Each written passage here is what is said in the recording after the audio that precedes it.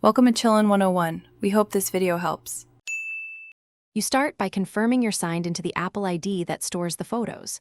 Once done, make sure your device is on Wi-Fi and has a current backup so nothing is lost. Now open Settings and tap your name, then tap iCloud and Photos to enter the control panel. You need to see the iCloud Photos toggle and the storage summary. This verifies what's synced and how much space you'll free when you stop iCloud Photos, so you make the right choice before proceeding. You now toggle off iCloud Photos to stop automatic syncing across devices. When prompted, choose whether to download originals to this device so you keep full resolution copies, or remove from device if you prefer to free space immediately. Make sure you understand, downloading can take hours if you have many items.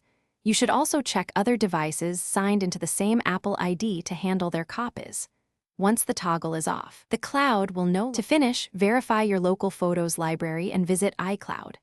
To confirm that syncing stopped.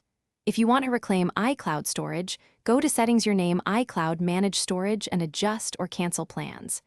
Make sure to sign out of iCloud on devices you no longer control. If something goes wrong, like missing photos or failed downloads, sign out and sign back in, restart the device, and check backups. If problems persist, contact Apple support for account-level recovery assistance. Thanks for watching.